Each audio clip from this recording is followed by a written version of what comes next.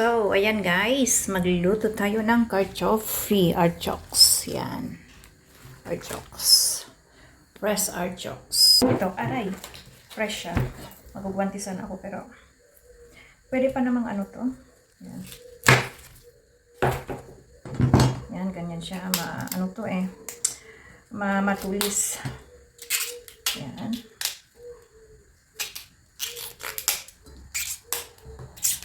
Ilaway pa usaw natin, ha?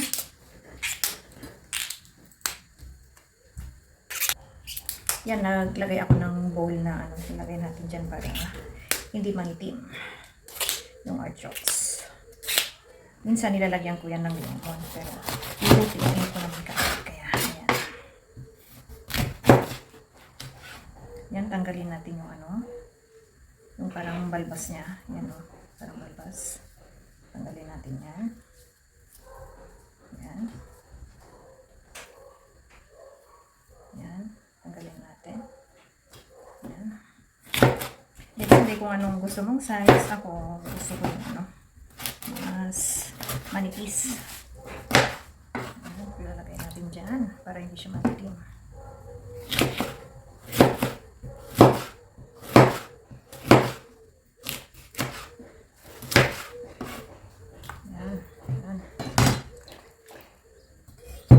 Madami kasi ito pero ang lulutuin ko siguro mga ano lang.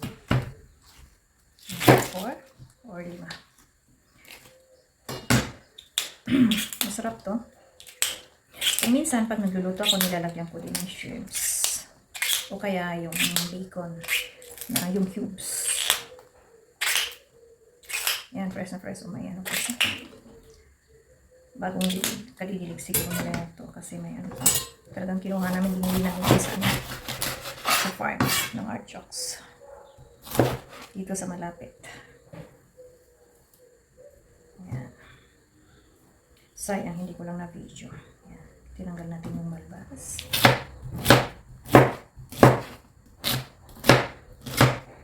Ganyan din siya.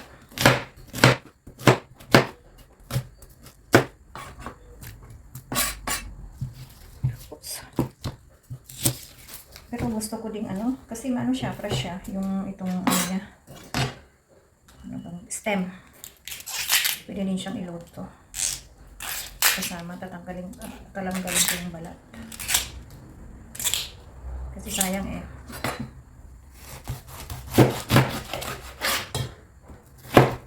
Sa supermarket o kaya sa merkato to, ang isa 2 euro. Pero ito, isang, ano ang kinuha namin, isang kaseta, tapos direct na kaming pumunta doon. Kaya, lang siya. 20 pieces. 9 euro. Mas, ano pa sa kalahati. Mas mura pa sa kalahati. Ang price. Ayan, nakailan na ba ako? 1, 2, 3. Ito, wala ka eh. My gosh. Matinik siya, matinik. Matinik. Pati itong ano, kahoy, matinik, may mga tinik-tinik siya. Nung una, nagkukwantos ako. Pero ngayon, sanay na. Sanayan lang. Yan. Kung lagi kang nagluluto ng archox, gano'n. Sanayan lang.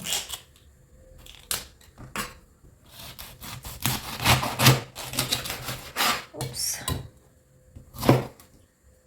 Tanggalin ulit natin ang balbas. Ang sarap nito, ang sarap talaga, masarap.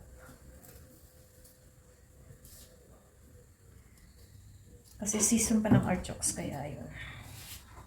Pwede pa. Kasi sa winter lang to eh. Kumbisa pag ano, October, November, December, pag winter lang siya. Tumutubo dito. Ayan. Tama na yan. Ulo. Madami na yan. Tatlo naman, lang naman kami kakain itong anak kong babae. Ayan. Ganito, pag sinasama kang ano, tignan ko matigas pa rin. Matigas. Ayan, malambot na siya. Sinasama ko din itong stem. Tinatanggal ko yung balat. Kasi masarap eh. Yan, tanggalin natin ang balat.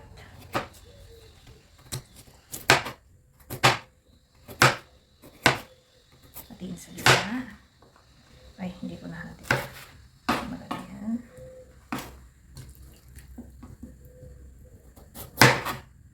Kasi sayang. Makakain naman. Tanggalin lang yung balat kasi matigas eh. Tapos ito, okay siya kasi parang pulp siya. Parang pulp na. Yan.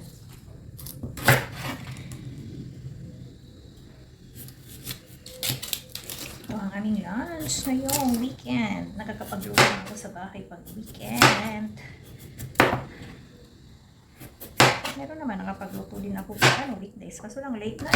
Kung ano na yung pronto, yung ano dyan, mabilis na may luto, yun lang. Mga pasta, may mga ano naman dyan, may mga ano na ba yan, mga salami na ready na, yun na lang kinakain namin. Pag ano, okay pag ano, nag-ano na lang kami. Restaurant pang umuwi. Ito matigas. Ay, itong nakakagawa ko na kami.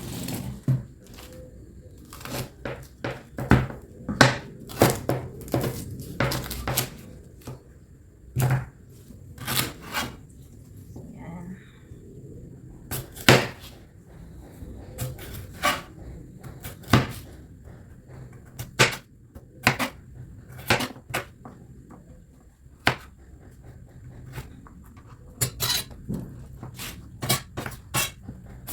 Pepper sis, pwede ko na talagang gawin. Kaso lang, mga simple-simple lang na dishes.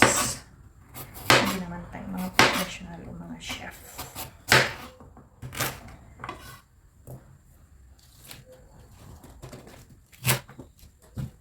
So, dishes. Aray. Ayan. Aray. Nag-aray na ako. Ano tayo ng tinik, ano? So, sa mga kung hindi pa kayo sanay na ng carchofie ang tawag namin dito, carchof, mag-wantis kayo, mag-lax kayo, para hindi kayo kasi matigas ang tinik nito, parang tinik ng rose, pero pag sanay na kayo, kahit wala ng wanti, ayan. Okay, marami na din to. Yan. No, tignan nyo, nangitim na yung kasi mangingitim talaga siya. Yung tubig. Dapat nakababad kasi pag hindi nyo ito ibababad, talagang mangingitim yan. Pero noon, lilalagyan ko ng lemon para hindi talaga mangingitim, pero iluluto ko naman kaagad. Kaya, ayan. Let's go!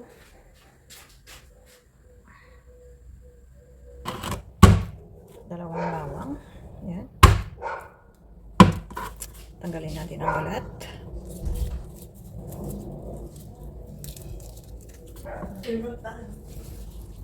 Yan. Tas, bawang, sibuyas. Yan. Medium size na sibuyas.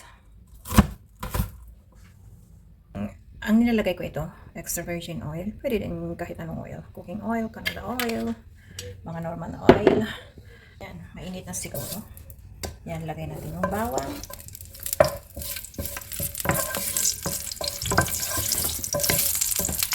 Ihin muna natin mga 1 minuto siguro hanggang kahit hindi naman siya brown na brown.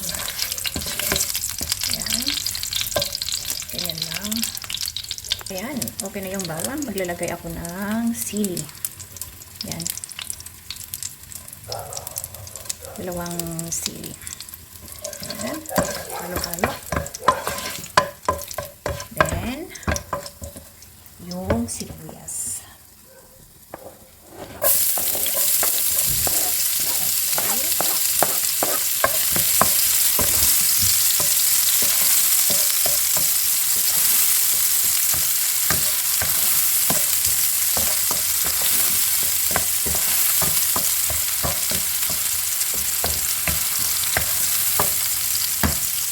Tatanggalin ko yung bawang. Natanggalin kasi ang bawang. Ayan.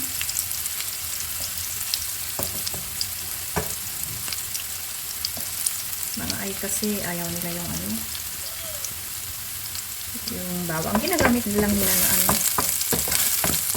panggisa, pero pag ano na, nag-golden brown na, natira na dun sa mantika, sa kanyang lasa ng bawang. Ayan, tinatanggal nila.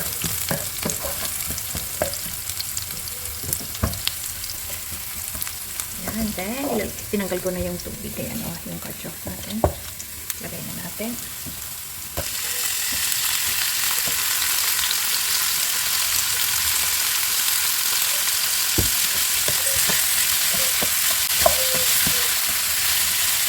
Ayan, palambutin natin ng mga 10 to 15 minutes.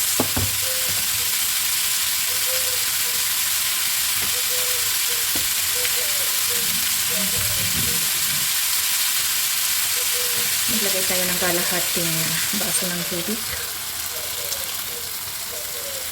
And, takpan natin. Yan, hayaan lang natin dyan maluto. Pero tignan-tignan din para haluin.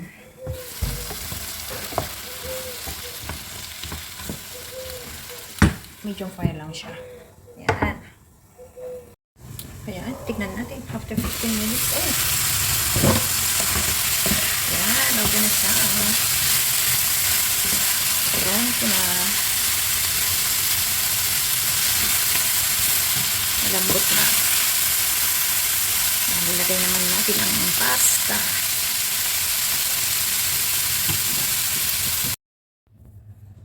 Ayan, ilalagay ko na ang pasta.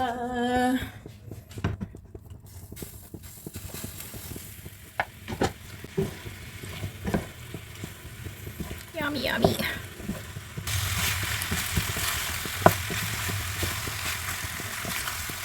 Ayan, luto natin mga 1 minute.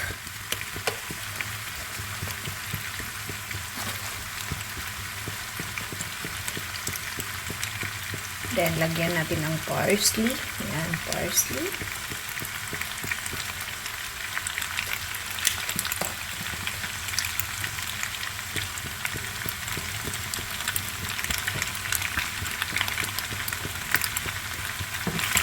Halo.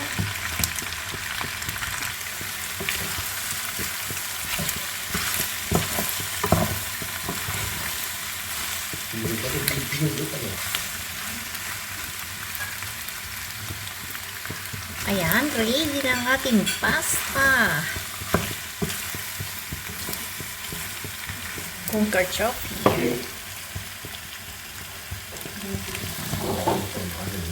Ayan.